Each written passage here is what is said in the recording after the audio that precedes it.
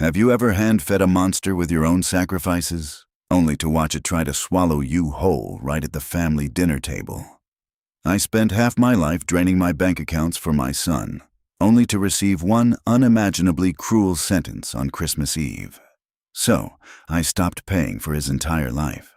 I decided to completely bury the fake empire I built for him in less than 24 hours. Hello, dear listeners of James Revenge Stories. We want to sincerely thank you for always being here with us. But unfortunately, YouTube has completely demonetized our channel, leaving us with zero operating budget. If you find today's story engaging, please consider supporting us with just $1 so we can pay our hardworking team to survive and keep creating these stories for you. You can easily donate by scanning the PayPal QR code on your screen or by clicking the PayPal link in the description or the pinned comment below. My name is Haley Garza, and this is my story. The crystal chandelier cast a warm, golden glow over the long oak dining table, illuminating the extravagant feast laid out before us. The air inside the luxury penthouse in downtown Portland was thick with the scent of roasted pine, expensive truffle oil, and cinnamon spice. Outside the floor-to-ceiling windows, thick snow drifted down, blanketing the city streets in a quiet white. It was Christmas Eve. I sat at the far end of the table, nursing a glass of red wine, quietly observing my 25-year-old son, Julian, and his wife, Clara. They were flanked by Clara's parents and her older brother, all laughing loudly, their cheeks flushed with premium vintage wine. It was a picture-perfect holiday scene. Yet, beneath the cashmere sweaters and the glittering smiles, the atmosphere felt as suffocating as a tight rope wrapped around my throat. I was the one who paid the exorbitant monthly rent for this magnificent skyline view. I was the silent engine keeping this lavish lifestyle afloat. Yet I felt entirely invisible in this room. Clara's high-pitched voice cut through the soft jazz playing in the background. She leaned across the table, touching her mother's hand with exaggerated affection. She practically shouted so the entire room could hear. "I am just so incredibly blessed to have my parents here. You guys are the absolute best emotional support system anyone could ever ask for. A house does not feel like a home without real, present love." Clara paused, her gaze sliding over to me. Her smile was sharp, coated in sugar but laced with venom. Some people just never understand that. They think they can bury themselves in their careers, staying barren of any real emotional connection, and expect a family to just magically exist. Right, Julian? Her family nodded in unison, casting pitiful sideways glances at me. I was the workaholic mother, the sterile, cold woman who spent her life building a business while supposedly neglecting the warmth of a home. I took a slow breath, the roasted turkey suddenly looking like ash on my porcelain plate. I wanted to diffuse the heavy tension. I offered a gentle smile and looked at my son. "Speaking of family, Julian, do you remember when you were 7? We used to stay up until midnight baking those terrible burnt gingerbread men in our tiny old apartment. I actually brought the old recipe card with me tonight." The clinking of silverware stopped. The room plunged into an abrupt, awkward silence. Julian slowly set his wine glass down. He did not look at me with nostalgia or warmth. Instead, his eyes were flat, devoid of any affection. He looked at his wife, then at her parents, as if seeking their approval before he finally looked back at me. "Mom, you are not my real family anymore," Julian said.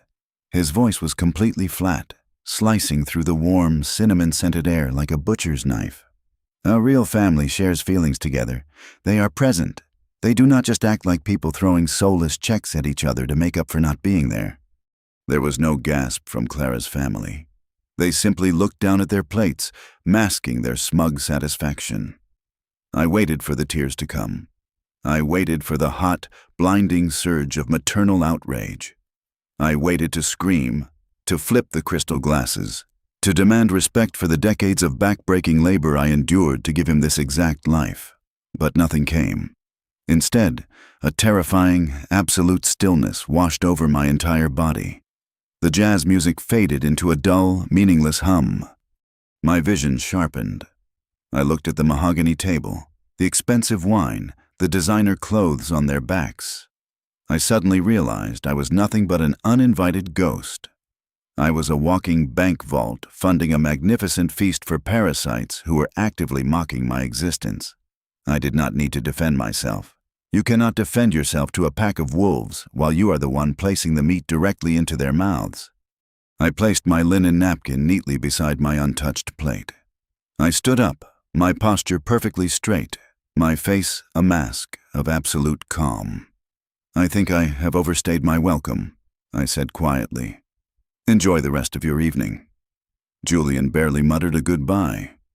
I walked out of the penthouse, the heavy oak door clicking shut behind me, severing the warmth of their fake joy. The Portland night air hit my face like shards of ice, but it felt incredibly refreshing. I brushed the snow off my coat, got into my car, and drove the quiet, frozen roads back to my modest, single-story house on the edge of the city. The house was dark and completely silent. I did not turn on the living room lights. I walked straight into the kitchen, brewed a pot of bitter black coffee, and carried the steaming mug to my small wooden dining table. I opened my laptop. The blue light illuminated the dark room. I pulled up my master financial spreadsheets. I began to list every single number, forcing myself to look at the undeniable, pathetic truth. There it was. The monthly rent for their luxury penthouse, the lease payments for their 2 brand-new Tesla vehicles, the secondary platinum credit cards Clara used for designer bags and spa days under the guise of living expenses, the angel investment fund I was actively pumping into Julian's dummy startup company that had not produced a single dollar of profit in 2 years. The numbers tallied up to a staggering sum of over $12,000 every single month. $12,000 a month to be told I was not real family. I took a slow sip of the scalding black coffee. The bitter liquid burned its way down my throat, matching the fierce, cold resolve hardening in my chest. Tonight they feasted on my dime. Tomorrow they would learn what it actually means to have a soulless check disappear. I made the decision right then and there. I was going to change the entire game. The dawn sky over Portland was the color of bruised iron when I pulled into the underground parking garage of Aegis Corvus Enterprises. I was exactly 2 hours early for my regular shift. The massive concrete structure was completely empty, silent except for the low hum of the ventilation fans. I took the private elevator up to the executive floor, my heels striking the polished marble hallway with a sharp, rhythmic click. I stepped into my corner office, closed the heavy glass door behind me, and engaged the deadbolt. The lock clicked into place with a heavy, final thud. I was sealing myself inside an operating room. There would be no anesthesia for this procedure. I was about to methodically excise a malignant financial tumor that had been slowly draining my lifeblood. I sat down at my sleek mahogany desk and powered up my dual monitors. The bright screens illuminated the dark room, casting a sterile blue light across my face. I brought up my primary wealth management dashboard. My fingers hovered over the keyboard for a fraction of a second, completely steady. I located the main artery first. It was an automated recurring wire transfer set for exactly $7,500, clearly labeled for the downtown penthouse rent. For years, that number had silently vanished from my ledger on the first of every month. I dragged my cursor over the line item. I clicked the delete button. A confirmation box popped up, asking if I was sure. I clicked yes. With a gentle tap of my index finger, their luxury shelter was gone. Immediately following that, I opened my legal software. I drafted a concise, airtight notice to the property management firm, officially withdrawing my status as the financial guarantor on their lease agreement. I set the effective date for exactly 30 days from today. The eviction clock was officially ticking. Next, I reached for my cell phone and dialed the concierge line for my private banking tier. A polite representative answered almost immediately. "Good morning, Mrs. Garza. How may I assist you today?" "Good morning," I replied, my voice perfectly level and devoid of any hesitation. I need to immediately and permanently cancel the authorized user credit card under my account. That was the infamous black card, the one Clara carried in her designer handbag and swiped for $1,000 facial treatments, luxury boutique shopping sprees, and high-end spa retreats. She always cleverly categorized those charges under the broad umbrella of emergency living expenses. "Consider it done, ma'am. That card is now permanently inactive," the representative confirmed smoothly. I thanked him and hung up. Just like that, the most powerful piece of plastic in Clara's wallet had been instantly transformed into a useless piece of trash. I turned my sharp focus back to the monitors. I opened my corporate email client and started a new message addressed directly to my commercial banking liaison. The subject line I typed was clinical and uncompromising. Immediate freeze on Angel Capital disbursement. Julian had been playing the role of a hotshot startup executive for over 2 years, throwing around buzzwords while bleeding my accounts dry for a dummy company that had never generated a single dollar of actual revenue. There was a pending wire transfer of $50,000 scheduled to hit his business account by the end of this week. I typed my directive with cold precision. "Please freeze and entirely revoke the pending $50,000 capital disbursement. Upon further review, the project is completely unfeasible." I hit send without a second thought. The artificial life support machine keeping his fake empire alive was now officially unplugged. However, amidst this absolute financial slaughter, I had to ensure the innocent remained protected. I opened a separate, highly secure portal. Little Mia, my beautiful 2-year-old granddaughter, did not ask to be born into this web of entitlement. She would absolutely not pay the price for the staggering arrogance of her parents. With immense care, I meticulously separated her monthly health insurance premiums and her college education fund away from the primary outflow network. I routed those crucial funds into a locked, independent trust account that only I could manage and authorize. Mia was now entirely insulated. Her future and her well-being were completely safe, utterly untouchable by Julian or Clara, shielded from the devastating blast radius of the bomb I was currently dropping. I hit refresh on the master dashboard one last time. The long, exhausting columns of outgoing dependent expenses had been completely wiped clean. The summary row at the bottom, which just yesterday bled out over $12,000 every single month, now displayed a beautiful, absolute zero. I stared at that zero for a long time, watching the cursor blink quietly. I reached out and slowly pushed the laptop closed. The screen went black. I braced myself, expecting to feel a massive wave of maternal guilt or perhaps a storm of anxiety about the impending fallout. But there was no storm. The quietness in my office was profound and deep. I leaned back in my heavy leather chair and took a long, deep breath. For the first time in nearly a decade, my chest felt incredibly light. It was the strange, profound peace of a prisoner who had just found the key to her own shackles, unlocked the heavy chains, and simply walked out into the open air. Exactly 48 hours later, the first shockwave hit. The illusion of their untouchable wealth shattered in the middle of a crowded, high-end seafood restaurant downtown. I did not have to be there to know exactly how it played out. The frantic, humiliating details were practically broadcasted to me through the chaotic trail of digital alerts. Clara had invited 3 of her closest friends for a lavish oyster and champagne lunch, eager to play the generous, wealthy socialite. When the waiter presented the bill, she casually tossed down the black card. A minute later, the waiter returned. His polite smile strained. Declined. Clara, flushed with sudden embarrassment, loudly demanded he run it again, claiming the machine was obviously broken. When it declined a second time, her embarrassment quickly morphed into a furious, entitled tantrum. She caused a massive scene, screaming at the restaurant manager in front of dozens of wealthy patrons, completely oblivious to the fact that the plastic in her hand held zero value. Moments after Clara stormed out of the restaurant, my personal cell phone ignited. The screen lit up with a barrage of incoming calls and rapid-fire text messages from Julian. The digital panic was palpable. His first few messages were arrogant and demanding, reflecting the entitled boy I had enabled for far too long. "Mom, call me right now. Clara's card is not working. Fix this immediately." 10 minutes later, the tone shifted drastically as he logged into his own banking apps and discovered the full extent of the devastation.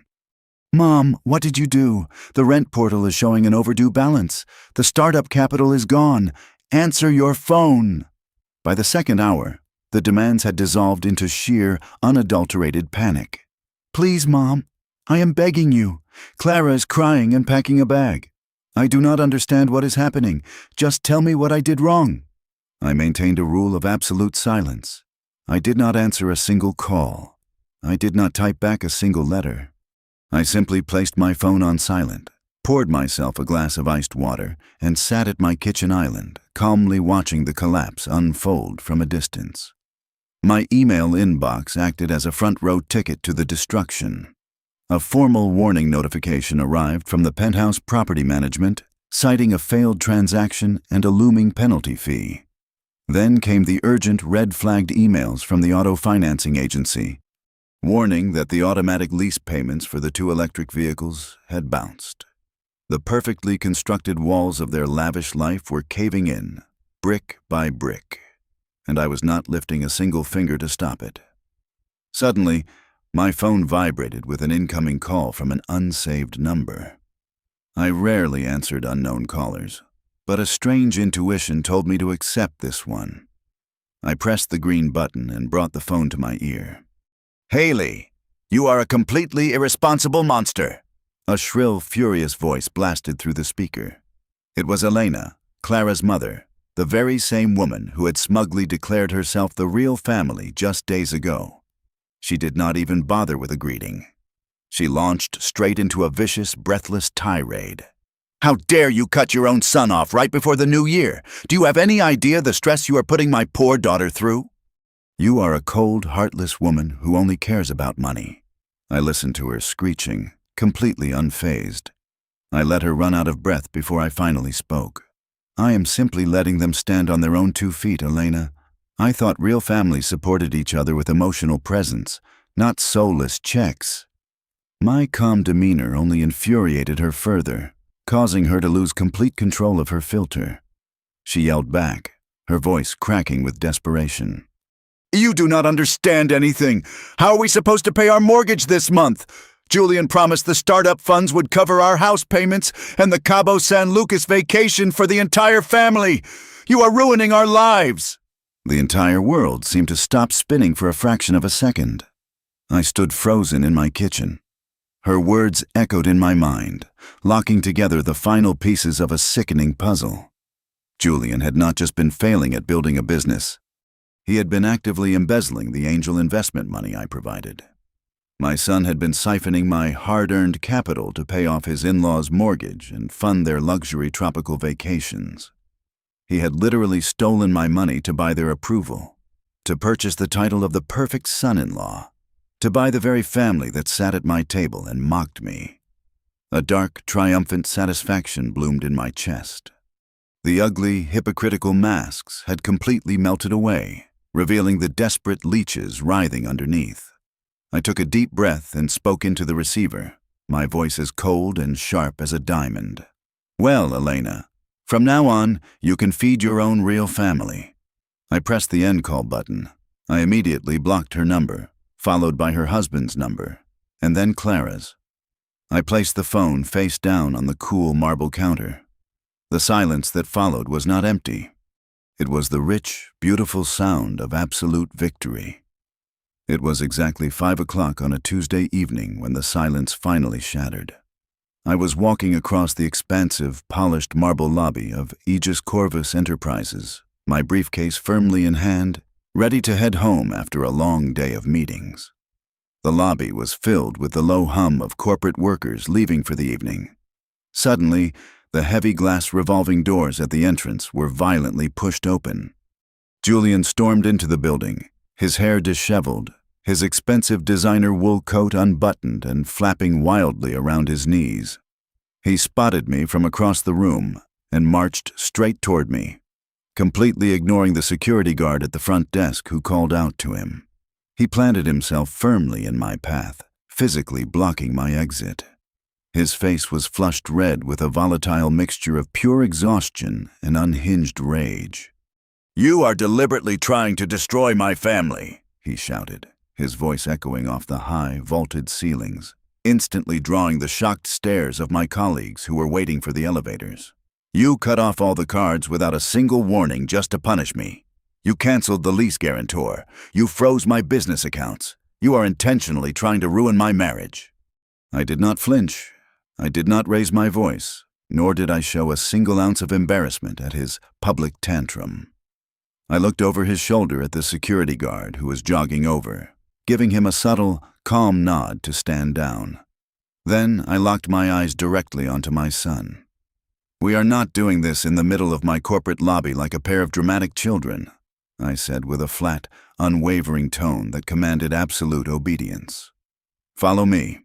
I turned on my heel and led him out of the building, across the busy downtown street, and into a quiet, dimly lit coffee shop on the corner. The air inside smelled of roasted beans and stale pastries. We sat down at a small, cramped wooden table in the far back booth. A young waitress nervously approached, sensing the incredibly heavy, toxic energy radiating from our table. She placed 2 glasses of iced water between us and quickly retreated without saying a word. Before Julian could launch into another screaming fit, I unlatched the heavy brass buckles of my leather briefcase. I pulled out a thick manila folder and slammed it down onto the wooden table. The resounding smack made him physically jolt backward. "Open it," I commanded. He hesitated, his aggressive bravado slightly cracking under the immense weight of my stare, before he reached out and flipped the cardboard cover open. Inside the folder were dozens of highlighted bank statements, wire transfer receipts, and comprehensive audit reports that I had spent the last 2 days meticulously compiling.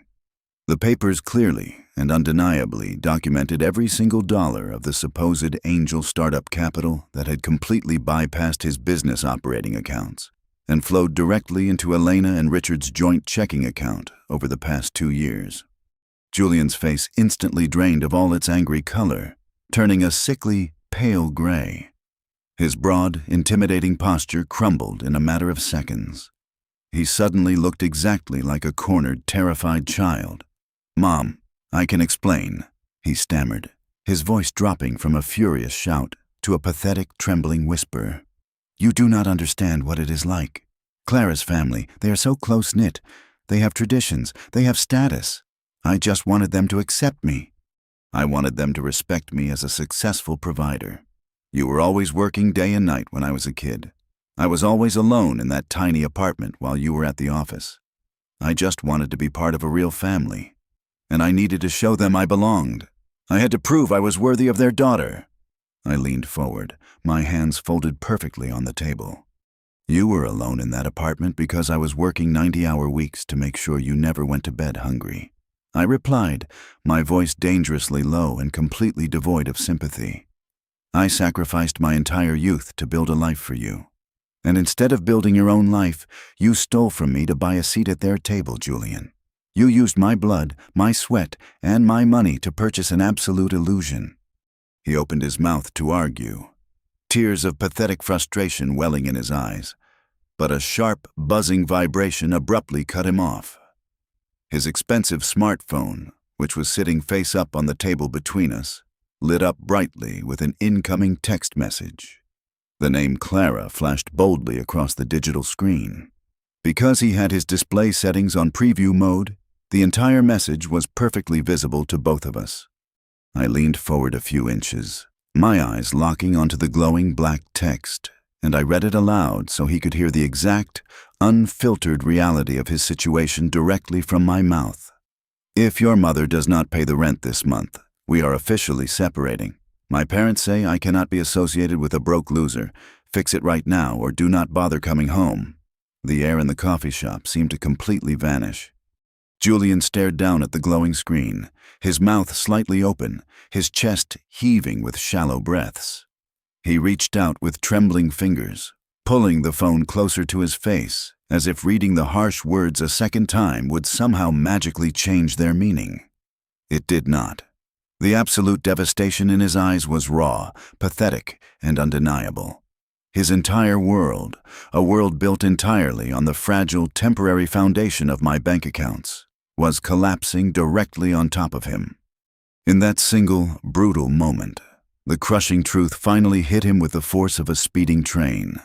The profound, emotional family connection he worshipped, the very people he had viciously defended while trampling his own mother's heart on Christmas Eve, did not care about his feelings, his personality, or his physical presence.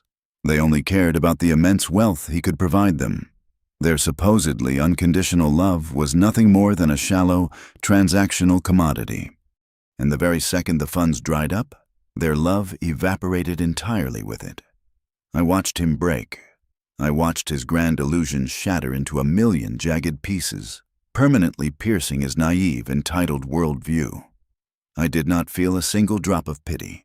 I felt a harsh, necessary justice being served. I slowly stood up from the vinyl booth, calmly buttoning my heavy wool coat. I reached into my purse, pulled out a crisp $10 bill, and dropped it onto the table to cover the 2 untouched glasses of tap water. I looked down at the boy I had sacrificed absolutely everything for, the boy who had willingly sold my dignity just to buy a fake, plastic family. "I bought their love for you all these years, Julian," I said, my words slicing through the heavy, silent air with brutal, surgical clarity. "Now try buying it with your own money." I turned around and confidently walked out of the coffee shop, stepping out into the cold, sharp city air. I left him sitting there, completely and utterly alone with his empty bank accounts, his useless phone, and his permanently shattered reality. The collapse of his artificially constructed reality was not a sudden cinematic explosion. Instead, it was a slow, agonizing, and entirely predictable bleed. Over the course of exactly 2 months, the harsh consequences of his actions systematically dismantled every single aspect of Julian's life. The financing companies moved swiftly. They repossessed both luxury electric vehicles, towing them away in the dead of the night, leaving empty parking spaces in the pristine underground garage. The eviction notice plastered on the heavy mahogany door of the penthouse soon transformed from a legally mandated warning into a physical, undeniable lockout. True to her cold text message, Clara did not stay to weather the financial storm. The very moment the luxurious walls crumbled and the endless stream of capital dried up, she and her entire family completely turned their backs on him. She packed up little Mia, moved right back into her parents' spacious home, and formally filed separation papers before the 30-day eviction notice even fully expired. Stripped of his unearned titles, his designer wardrobe, and his mother's endless bankroll, Julian was abruptly thrust into the unforgiving, gritty world he should have learned to navigate when he was 18 years old.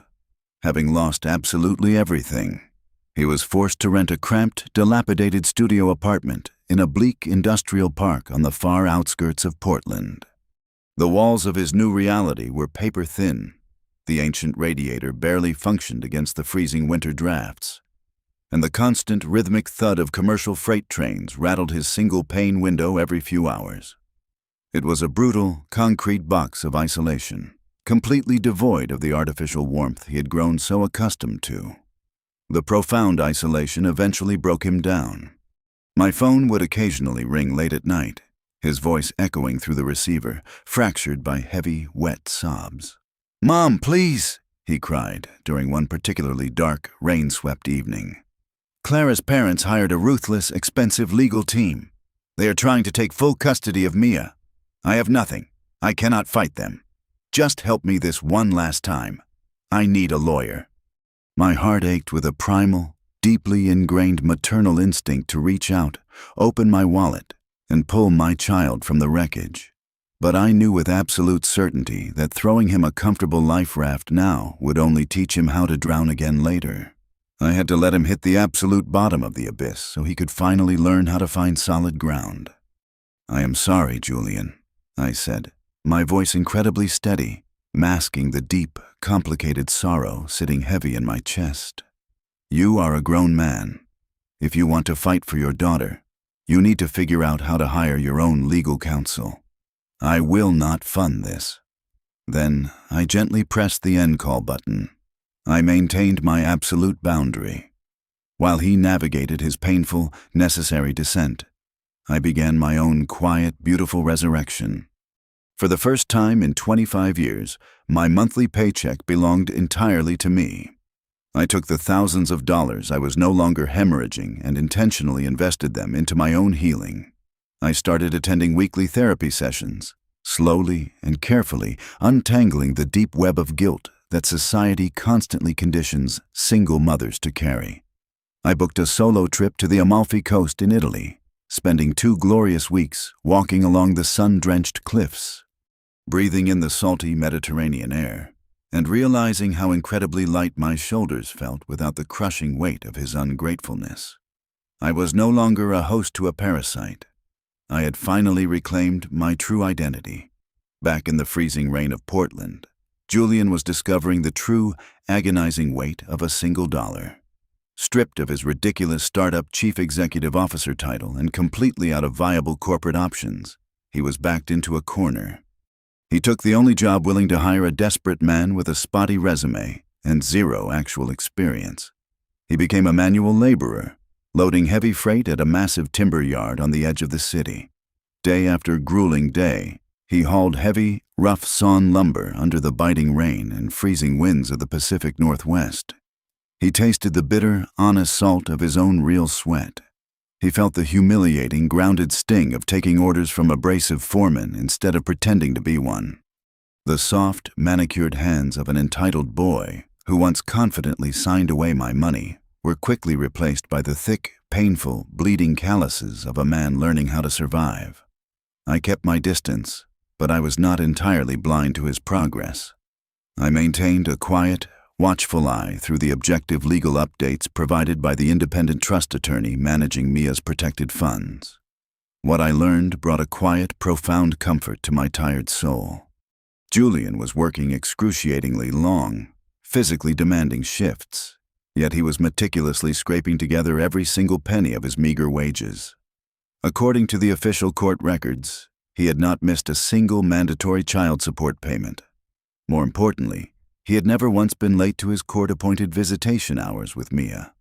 He was taking 2 different city buses across town in his heavy work boots just to spend 2 hours sitting on a freezing park bench with his little girl.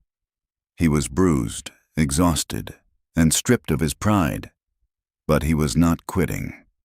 In the cold, muddy trenches of that timber yard, the fragile, long-dormant seeds of genuine manhood and fatherly responsibility had finally begun to sprout. Exactly 1 year had passed since that defining, freezing Christmas Eve. The heavy snow had returned to Portland, blanketing the city in a familiar, quiet white. I was standing in my kitchen, brewing my morning coffee, when I checked the day's mail. Tucked between utility bills and supermarket flyers was a plain, slightly crumpled white envelope. The handwriting on the front was entirely handwritten. It was messy, familiar, and stripped of any corporate pretension. I opened it carefully. Inside was a cheap drugstore holiday card. Julian had written a brief, incredibly polite message, inviting me to his studio apartment for Christmas dinner. There were no demands, no emotional manipulations, just a quiet request for my presence. Later that evening, I drove out to the industrial park on the edge of the city. The contrast to the glowing downtown penthouse could not have been starker. The parking lot was filled with rusted, older model cars, and the streetlights flickered against the damp, gray concrete. I walked up 3 flights of narrow, creaking stairs and knocked softly on a battered wooden door. I braced myself, my heart beating with a heavy, cautious rhythm. The door opened. Julian stood before me. He looked entirely different. The soft, arrogant boy in designer wool was gone. In his place stood a leaner, profoundly weathered man wearing a faded flannel shirt and dark, worn denim jeans. His jawline was sharper, and his eyes held a quiet, steady humility that I had never seen before. He smiled softly and stepped aside to let me in. I stepped into the cramped single-room studio. I was immediately struck by a profound sense of surprise. There were no crystal chandeliers or expensive truffle oils. The room was tiny, the ancient radiator hissing in the corner, but it was spotlessly clean. In the center of the small space sat a wobbly, second-hand wooden table. Julian had cooked a simple traditional meal himself. There was a modest roasted chicken, seasoned with basic herbs, alongside a bowl of mashed potatoes and green beans. He had built this dinner using discounted ingredients from the local grocery store. Yet the aroma filling the tiny room felt warmer and more inviting than any lavish feast I had ever paid for. We sat down across from each other. The meal was quiet, but the silence was no longer suffocating or weaponized. It was the comfortable, settling silence of two survivors assessing the aftermath of a massive storm. When the plates were finally cleared, Julian did not offer a hollow, rehearsed apology. Instead, he stood up, walked over to a small dresser near his bed, and returned with a plain white envelope. He placed it gently on the wooden table and pushed it toward me. "What is this?" I asked, my voice barely above a whisper. "It is $300, Julian replied, his voice trembling slightly but filled with an undeniable conviction. "It is the very first bit of real savings I have managed to put away from the timber yard over the last few months. I know it is practically nothing compared to everything I took from you.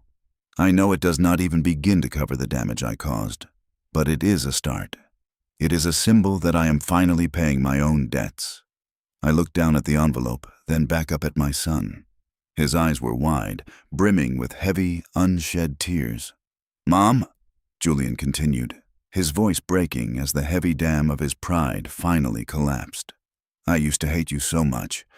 I resented you for always being at the office, for leaving me alone in that old apartment when I was a kid. I thought you cared more about your business than you cared about me. But these last few months, working out in the freezing rain until my back felt like it was going to break, just trying to scrape together enough coins to buy a simple carton of milk for Mia, I finally understood." A single tear escaped his eye and tracked down his rough cheek. He leaned forward, resting his hands on the table. "I understand the absolute terror of trying to keep a roof over a child's head. I understand how lonely and exhausting it is. You were not abandoning me, Mom. You were protecting me. You sacrificed your youth, your energy, and your happiness to build a fortress around me, and I was too stupid and spoiled to see it. I took your quiet, great sacrifices, and I completely trampled on them. I am so incredibly sorry." The emotional dam inside me, the one I had held firmly in place for over a decade, shattered completely. I reached across the small, wobbly table and grabbed his hands. I felt the thick, rough skin. I traced the deep, painful calluses and the fading scars left by the heavy timber. These were the hands of a man who had finally learned the agonizing, beautiful value of hard work. The tears I had refused to shed a year ago finally flowed freely down my face. I held his gaze, squeezing his weathered hands tightly. With my other hand, I gently pushed the white envelope back across the table, directly toward him. "Keep it, Julian," I said, my voice thick with emotion but ringing with absolute truth. "Put it into Mia's savings account. I do not want your money. The only thing I ever wanted was a son who knew how to stand on his own 2 feet. And looking at you right now, I can proudly say I finally have my son back." He gripped my hands back, bowing his head as he wept freely, a profound release of guilt and a beautiful embrace of forgiveness. We sat there in that cramped, drafty studio apartment for a long time. The space was incredibly small, but the air was entirely filled with an overwhelming, authentic warmth. It was the first real family dinner we had shared in years. As the snow continued to fall gently outside the single-pane window, I felt a deep, abiding peace settle into my soul. I finally realized the hardest, most vital truth of motherhood. Sometimes, the greatest, most profound gift a mother can possibly give to her child is not an endless shield of financial protection. Sometimes, the ultimate act of maternal love is the terrifying cruelty of stepping back, letting them fall hard against the concrete reality of life, so they can finally learn how to rise and stand tall on their own 2 feet. Thank you so much, dear listeners, for staying with me until the very end of this incredible journey. I would love to know where you are listening from, so please let me know in the comments below. If you found my story meaningful and resonant today, please consider helping our team with just a $1 donation. You can simply scan the PayPal QR code on your screen or use the link provided in the description and pinned comment. Your generous support is the only way our hardworking staff can pay their bills, feed their families, and continue creating these powerful stories for you. Thank you again, and take care.